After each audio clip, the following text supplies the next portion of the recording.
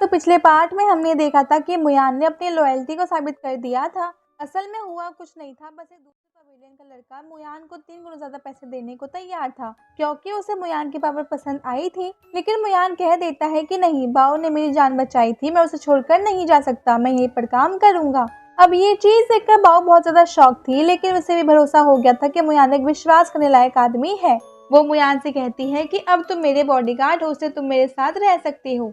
अब इस पार्ट की स्टार्टिंग पिछले पार्ट के आगे से होती है। हम देखते हैं कि मुयान फर्स्ट फ्लोर पर जा चुका था। वो अभी कमरे के बाहर खड़ा हुआ था, तभी उसे आवाज आती है,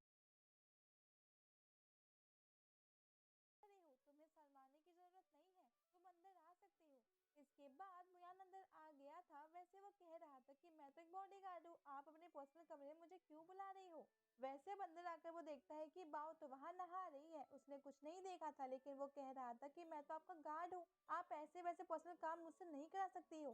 ये बात सुनकर बाओ शॉक थी। वो कहती है कि तुम कुछ गलत समझ रहे हो, ऐसा कुछ भी नहीं है। असल में तुम अब मेरे गार्ड हो, इसलिए तुम मेरी रक्षा करनी होगी, और वैसे भी हमला तो कहीं से भी हो सकता है ना। ये बात सुनकर पहले तो मुयान थोड़ा रिलैक्स फील करता है, उसके बाद कहता है कि अगर ऐसा है तो फिर ठीक है। वैसे अब बाओ बस उसे कमरे में जाने कह देती है, और अब वहाँ कमरे में जाकर मुयान मन में सोच रहा था कि सच में मुझे ये बाओ के इरादे कुछ ठीक नहीं लग रहे। उसे मेरे बारे में कुछ भी नहीं पता, फिर भी उसने मुझे यहाँ रहने दिया। आखिर कोई इतनी आसानी से किसी पर भरोसा कैसे कर सकता है। वो मन में कह रहा था कि बाओ तियानवा पवेलियन की यंग मास्टर, यानी कि एक तरह से होने वाली फ्यूचर मास्टर है। क्या होने वाला मास्टर इतना बेवकूफ क्या हो सकता है। मुझे लगता है कि इसके पीछे से कोई सोची समझी चाल है, या फिर कुछ तो बात है। अब हीरो वहीं बैठ गया था और सोच रहा था कि अभी समय तो तियानजिन माउंटेन वापस लौटना मेरे लिए नामुमकिन है।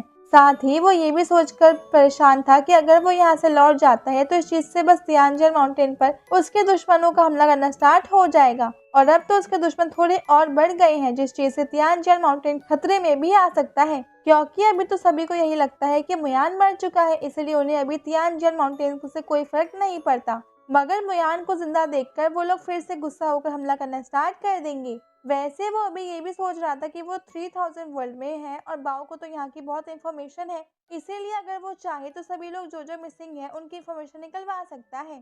तो ये उसके लिए एक प्लस पॉइंट होने वाला था। लेकिन उसी समय उससे आवाज आती है कि मुयान वो मेरा पजामा रखा हुआ है, जरा देखना तो। अब मुयान ये बात सुनकर बहुत ज्यादा शॉक था, और फिर वो उठता है, टेबल पर से पजामा उठाता है और ले जाकर बाओ को दे देता है। मुयान कह रहा था कि ये मुझे क्या क्या करना पड़ रहा है। अब वो वापस वहीं आकर बैठ गया था और टाइम पास कर रहा था। अब कुछ देर कि बाओ वहाँ बाहर आ जाती है, वो सामने आकर वहाँ लेट गई थी, और अब वो मुयान से कह रही थी कि आज हमें पूरा 1 महीना हो चुका है, लेकिन पहली बार हम बात कर रहे हैं। तो बताओ तुम्हें क्या करना पसंद है, और आज तुम क्या कर रहे हो। क्योंकि यहाँ पर रोज रोज तो हमला होता ही है, क्योंकि तुम मुझे रोज प्रोटेक्ट करते रहो, इसलिए तुम्हारे कुछ तो प्लान होंगे ही। मगर अब मुयान कहता है कि नहीं, मैं बिल्कुल फ्री हूँ। जिसके बाद बाओ कहने लगती है कि ठीक है, तो फिर मेरी लेस मसाज कर दो। ये बात सुनकर मुयान बहुत ज्यादा शॉक हो गया था। पहले तो उसे समझ नहीं आ रहा था कि इस पर वो क्या कहे, लेकिन फिर वो थोड़ा सोच समझकर वो कहता है कि एक बॉडीगार्ड ये काम थोड़ी करता है। लेकिन फिर बाओ बैठ जाती है, फिर कहने लगती है कि तुम बॉडीगार्ड नहीं बल्कि मेरे पर्सनल गार्ड हो, इसलिए तुम्हें ये सारे काम भी करने होंगे, और वैसे भी मैं बाहर किसी को ढूंढने क्यों जाऊँ जब तुम यहीं पर हो। तो अब मुयान सब कुछ समझ रहा था, और उसे याओ और यूनर की याद आ रही थी। वो मन करता है कि मैं यूं तुम्हें धोखा थोड़ी दे सकता हूँ, और फिर वो वहाँ सामने बैठ जाता है। बाओ उससे कह रही थी कि सच में पूरे दिन काम करके मैं बहुत ज्यादा तो थक जाती हूँ, लेकिन कोई बात नहीं, अब तुम यहीं पर हो। और फिर वो मुयान की तरफ अपना पैर बढ़ाती है। अब मुयान उसके पैर दबाने लगा था, वो कुछ भी नहीं कह रहा था, यहाँ तक कि वो उसकी तरफ देख भी नहीं रहा था।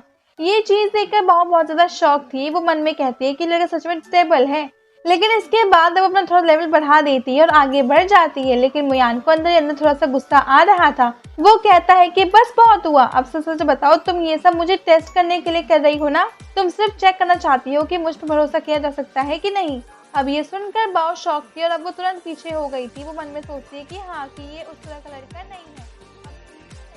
देखो, अगर तुम्हें कुछ भी क्वेश्चन पूछने हो तो तुम मुझसे खुलकर पूछ सकती हो, मैं सभी का जवाब दूंगा। लेकिन बाओ कहती है कि नहीं, मुझे फर्क नहीं पड़ता कि तुम सच में मुयान हो या नहीं, लेकिन फिर भी तुम्हें अपने चेहरे को ढक कर रखना चाहिए। और इतना कहने के बाद वो एक मास्क निकाल कर मुयान को दे देती है। वो कहती है कि ये ऐसा वैसा मास्क नहीं है, इसे लेवल 5 के होली बीस्ट की स्पेशल बॉडी से बनाया है। 10 लेवल का इमॉर्टल कल्टिवेटर भी पता नहीं लगा सकता कि असल में मास्क के पीछे कौन है, जो कि ये मास्क सिर्फ चेहरा नहीं छुपाता बल्कि ब्रीदिंग सेंस को भी बदल देता है। इस वजह से पता लगाना नामुमकिन है कि इसे पहनने वाला कौन है।